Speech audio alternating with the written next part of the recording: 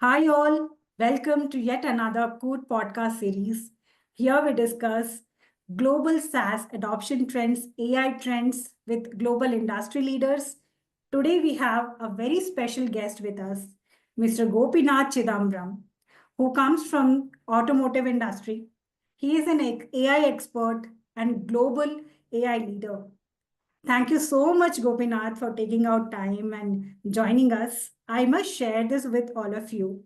He has been a pivotal, he has played a pivotal role and, in achieving major milestones in more than five autonomous patents. So, once again, welcome, Gopinath. I think I have shared a very brief introduction about you. Could you share a brief career journey of yours, Gopinath? Sure. Thanks, Nageshwari. It's excited to be part of this podcast. I would like to I started my career as an embedded developer, right, where I programmed in C, C++. Uh, and then I got an opportunity to work with one of the South Korean customer who gave me a challenge to develop a object detection and classification algorithm in using multi-sensor, using camera and lidar, right? Oh, So that was way back in 2009, and that was my first entry to a area. And I think that was a very good thing happened in my career, I believe, because many of them try to get into AI, and it's at peak right now, right? So yeah, yeah. yeah. So that's where I started. I owned and developed object detection and classification using camera and lidar.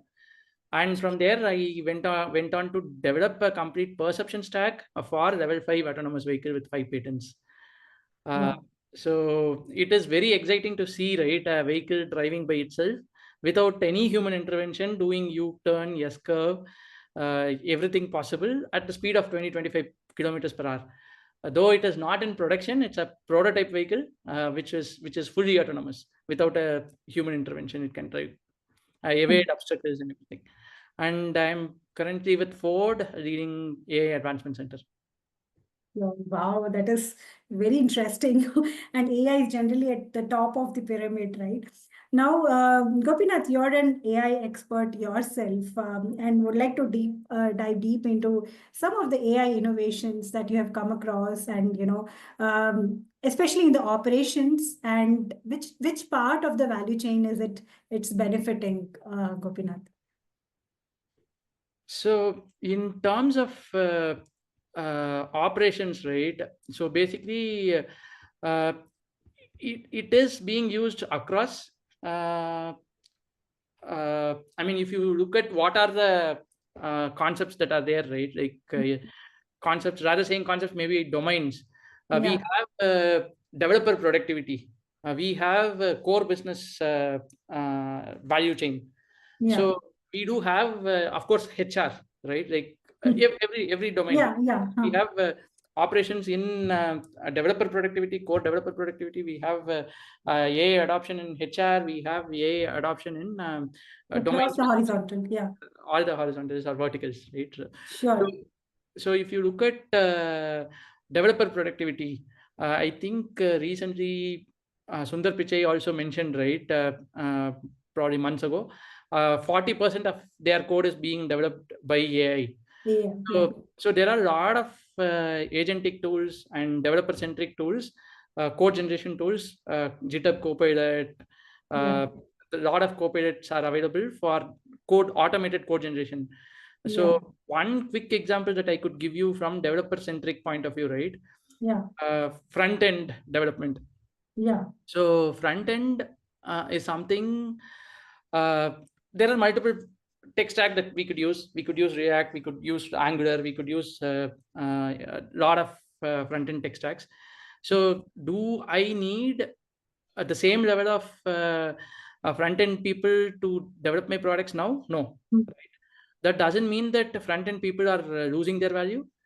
Uh, just that front end people has to adopt AI to fast forward their developments. So if my expectation earlier is to yeah, develop front end taking a month, right, yeah, before AI, yeah.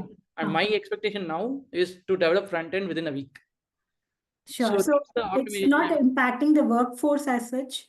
How is the impact on the workforce? I believe from workforce point of view, this is a common question, right? Whether my job is at risk, whether how do I take care?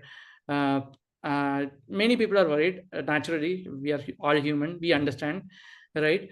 So it's important for us to reinforce that uh, learning, right? Like reinforce learning, reinforce uh, adopting AI for varied business values or organizational benefits. So we are mostly emphasizing on learning. Okay. Who are meeting me, I am emphasizing and telling them that adopt AI, learn AI, product. I mean, make yourself more productive, right? Like Okay. in short, if I had to tell, the people, it is the AI is not going to totally replace people, but AI, people are going to replace people, as simple as that. But the people who are going to replace the people are who knows AI versus who do not Okay. know AI, as simple as that. Yeah. Yeah. So maybe just before the podcast, as we were discussing, what do you mean by an ideal AI engineer? Maybe that I will cover in the later part of the podcast. Let me jump into the digital transformation, Gopinath. So everyone is doing the digital transformation. So what are your insights on that? What is your role in that? Digital transformation is a reality, right? So far we were all talking about On futuristic trend. concept. Yeah. So this is being widely adopted. If I had to boil down towards the state of digital transformation, I would like to highlight three things, right? Three Okay. uh, aspects. One, data. Mm. I guess everyone accepts data is the new oil. Yeah. Data is not something that you want to collect, but it's something that you had to cultivate for your insights and growth. Every organization. So if you look at one of the data points I would like to highlight is from I believe McKinsey, where Mm. they found that data driven organizations are 23 times more likely to acquire new customers and Okay. 6 times more likely to retain them. One quick use case that I would like to highlight is Starbucks. Right, Starbucks uses uh, mobile app and loyalty programs to create seamless, personalized customer experience. Yeah. Uh, so they could use through phone, they could use earn rewards, they could get personalized offers, and naturally, customer tend to be more loyal and repeat their business, right? Repeat the purchase. So naturally, Yeah. it's a growth towards the business. So AI has to know customer specifically. Mm. Um, the customer experience is the new product. In short, Yeah. Sure. the digital transformation is increasingly about meeting and exceeding customer expectations. Yeah. So it becomes highly critical to deliver seamless and personalized omni-channel experience, right? Omni-channel experience is Mm. what I was talking about. Starbucks coming up with all the seamless and personalized customer experience in single platform Yeah. or uniform platform, rather saying single platform. The third thing that I wanted to highlight is agility, right? Mm. uh, it's Agile. Mm. it's all about being flexible, right? Like we Mm. need to bend but we shouldn't break. Again, Mm. the ability to quickly adapt to change is no longer good to have. It's a survival skill. Mm. So everyone who could be agile would be Mm. able to survive. If Mm. I stick on to my legacy systems, if I stick on to my Traditional, huh? traditional way with which I am Mm. operating, I'm not going to survive naturally. Mm. Uh, Again, I believe there is a study from Deloitte. The organization revenue grows 37% faster and generate 30% high profit uh, when they adopt agility. Agility. Yeah. Okay. Okay. So one of the use case that I would like to talk about is Zara, right? Where Mm. they used to track trends, design new products using data, Mm. and within matter of weeks they were able to respond to the customer's requirement, Mm. rather who do not analyze their customer inputs. So it's Sure. very critical. It requires, I mean, digital transformation requires a strategic proper vision, Mm. and these trends, right, like Mm. agility, customer experience, and the data, Mm. these three trends are super connected, Mm. mutually reinforcing. Sure. Data fuels customer experience. Agility allows the company to adapt to the customer needs. So the Sure. companies that embrace these things are super positioned to thrive in the digital age. Sure. Data, customer acquisition, and agility, wonderful points, Gopinath. Now, Gen AI is, something which I want to ask as the next question.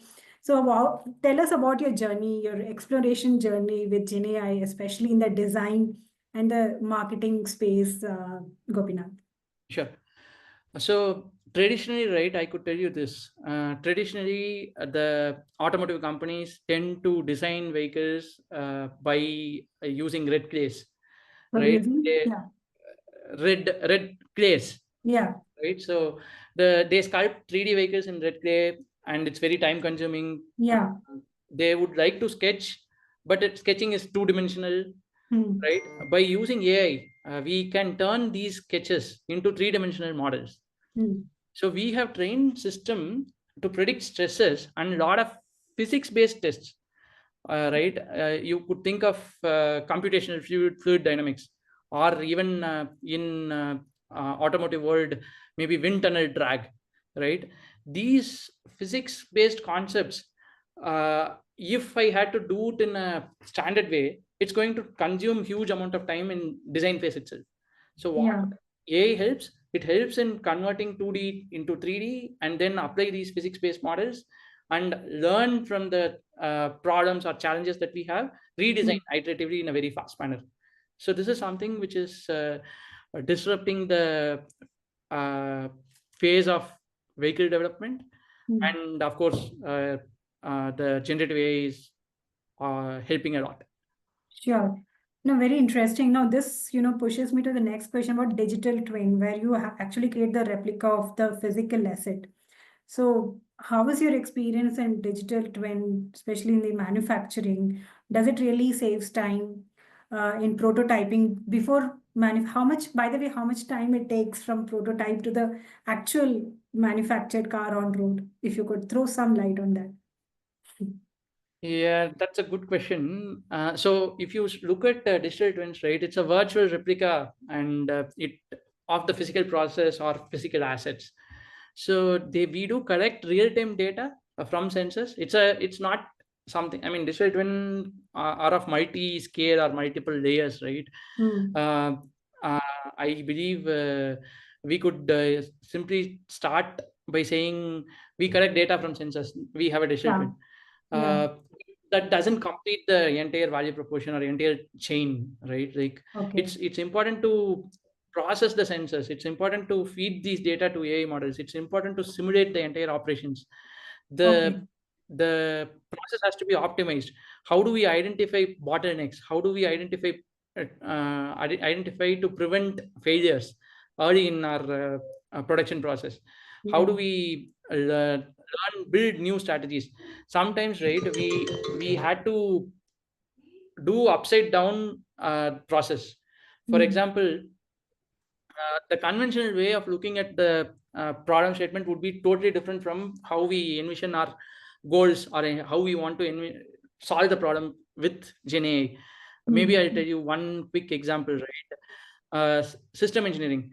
I mean, probably you know about V&V cycle, right? Verification and validation. So where we build requirements, then we build design, then we go on development, and in parallel to requirement development or in parallel to design, we also develop integration testing. We also Yeah. develop system testing or unit testing cases. So Yeah. with standard process, we may think that okay, this is the most efficient way of doing. But with AI, you could Hmm. develop without even developing a complete design documentation. You could develop the code within few days, Sure. right? Rather going a standard way of system engineering or designing concepts Hmm.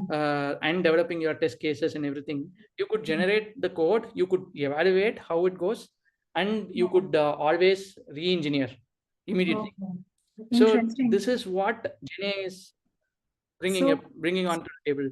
I would like to give you an example, right? Siemens. yeah. Siemens is using a digital twin to optimize the performance of its gas turbines. Yeah. The virtual replica of the turbines use AI to simulate different operating conditions. And it helps in identifying opportunities to improve efficiency and reduce emissions. Mm. So one other key concept that I have observed during my recent NVIDIA conference that happened at Mumbai, right?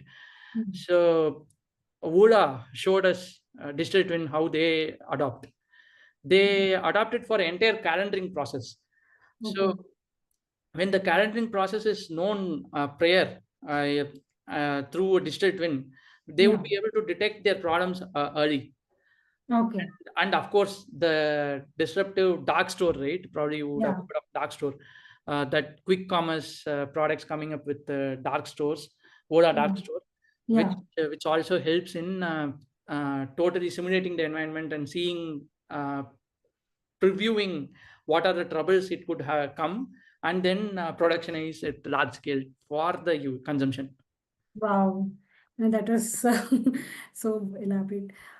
Thanks for sharing that, Gopinath. Now, I want to quickly understand what are the, I'm sure there is AI integration and, all those path in the engineering process. Want to understand what are the major challenges that you're facing right now? And is there any scope of, collaborating with third party, providers, solution providers? And if yes, what are the major evaluation metrics that you're observing, Gopinath? Both in you can mention both in the products aspect as well as in as simple as when you're hiring someone relevant for particular job description. What is the major gap that you're observing in the industry, Gopinath? The Yeah, I think the major gap that while hiring, right, what we observe is, uh, maybe I'll give you a quick numbers, right? Like I mean, when I'm involved in onboarding people, I want talent, right? Like being in AI, we need talent, absolute talent. Yeah. So I would say if I get 100 profiles, I'm able to shortlist one, uh, Okay. onboard one, Um, right? Like maybe not shortlist, onboard one. So it's okay. 1% hiring. So Nice. Okay. so Very if shocking number. Yeah. So what is happening right now with Gen AI being democratized across, we see a lot of people wanting to move towards AI, and we see a lot of people learning, which is a very good positive thing. Yeah. But they come in early, right, without adoption. So Okay. when they come in early without adoption or without a practical understanding, they Hmm. lack the scale at which they operate with data. They would have tried out with Kaggle data set. They would have tried out with simple open source data set. But Okay. when it comes to real world data, I mean, there is a scale difference between what is available in open source versus what is available in a organization, right? Like large scale organizations. These Yeah. are private data. This they wouldn't have experienced. So the public data are limited. I mean, for learning purposes, I'm talking about learning Right. public data are limited. So the scale at which they operate is so limited, and they couldn't apply themselves for the real world use cases. For And example, if you're recruiting for an AI engineer, Gopinath, what is your experience and how is the candidate's profile? How do you see? yeah, maybe I share one quick insight about the candidate. Right, recently I got a profile which says they have adopted over 100 generative AI applications Okay. and generated value of over $1 billion. It's very impressive, right? If I look at Yeah, numbers, it sounds so it's impressive. Yeah. very impressive. And when I was interviewing this person, the person was like, okay, what did you do? I have worked in this organization, which is a very high quality organization. I have worked at US, which is again a very attractive place to work on AI. I have studied at Sweden. I have studied at Germany. I have published articles here. All these things, right? When I look into the practical exposure and how he had applied AI, it's very demotivating for me to continue the interview, right? So Okay. it was in a state where he couldn't tell me how he adopted. um, Okay. I don't want people who are using GPTs, right? Like ChatGPT. writing prompts for GPT. I can write n number of prompts and I can tell I have applied 100 AI applications today in my industry. But I am not looking for a prompt engineer, but I'm looking for an AI engineer. Somebody AI who has engineer, worked end to end. yeah, who knows how to apply, why to apply. There are multiple levels of applications, right? Some applications can be solved with the help of prompt. Some applications need retrieval augmented generation. Some application needs fine tuning. Some application needs full scale retraining. It all, again, when I say application, it all depends on the data, right? Naturally. So without Naturally. the data understanding, without the key adoption and varied layers of AI adoption of why they had to Yeah. do this, why they had to do that, Mm. that understanding is totally missing. That's the reason why I'm talking about that 1% scale, right? No, When I get, now I understand why you called it at such a gross 1%. This is the elephant in the room. yeah. Sure. So, having said that, Gopinath, what is your advice? No, and one more aspect for your SaaS product vendors. Advice for SaaS product vendors and advice for somebody who wants to, work with, companies like you, like yours. Yeah. Okay. So one quick thing that I could tell you is they had to build trust and credibility, right? Okay. So so I mean, there are in Bangalore, if I say anybody who has GPT license or API access, everyone claims that they are GCC, right? There are many companies. Even my friends had started many companies in UK, in US, in India, everywhere. And what they do, they have license to GPT or they have license to some of the other LLMs, even in fact reasoning models like DeepSeek, and they say that they are a GCC. They could serve a talent. So it's a problem of plenty, right? Who is good? So naturally, I need trust. I need credibility, right? So if at all I know what they could offer, Okay. maybe I should say moat, right? The Yeah. popular Warren Buffett moat. Yeah. So he buys stocks if he sees a moat in it. Sure. I associate, I would be able to partner with them if I see a moat in them. As simple as that. If they Okay. could quantify the value, if they could clearly articulate and demonstrate the business benefits, Okay. what their solution could deliver, if they Okay. could tailor the specific enterprise challenges Yeah. to complete understanding of their industry, right? I mean, typically, as I interact with multiple suppliers, right, everyone comes and shows me that I am partnering with hundreds of other suppliers or other manufacturers or other product companies. Okay, Yeah. I mean, naturally, if you look at, if I had to go by that numbers, I should partner with TCS, which is the largest IT organization, right? So, Yeah. so I am not keen on knowing whom their partner, I mean, suppliers are, Okay. whom Mm. they are associated with, who their customers are, but Mm. rather I'm more interested in the quantitative value, Okay. the moat. So Okay. what does their product, where does their product stand out? Got it. Where does Mm. their people stand out? Got it. No, that's super helpful, Gopinath. I think you've broken the piece, the elephant in the room. Thank you so much for sharing that. Now, one last question, which I asked to most of our speakers as we are heading to the end of the podcast. Um, what are your daily might be this is little different out of podcast, I mean out of technical stuff. What is your daily routine? You are an AI expert. Are you always technical, reading something technical, or you have your hobbies? Okay, so yeah, I am someone who likes to play, right? Okay. Outside of reading, who likes to play. I play a lot.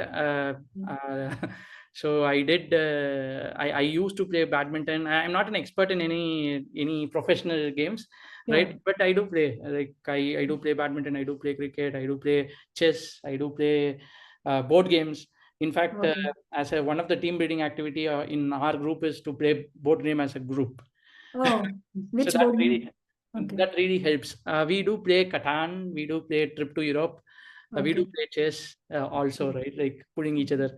So uh, we do play, but of course, it's really challenging to be on top of whatever is happening across the world in AI, right?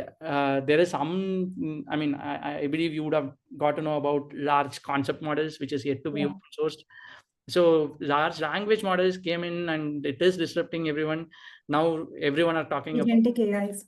large concept models and agents, AI agents, right? Hmm. AI agent is something which is predominantly spoken about in 2024. Now Hmm. we are talking about fully autonomous agentic AI, Yeah. which could become a black box, which would solve the complex problems. So it's really a collaborative community effort, I would say, to be on top of open source and developments in AI. Sure, sure. Thank you so much, Gopinath. So many interesting use cases. Thanks for sharing out so many examples with us and breaking down, especially that, industry gap. That was really, a shocking eye opener, which most of our viewers, I'm sure, will be benefited with, Gopinath. Thanks again. Thank you so much. Thanks, Nageshwari.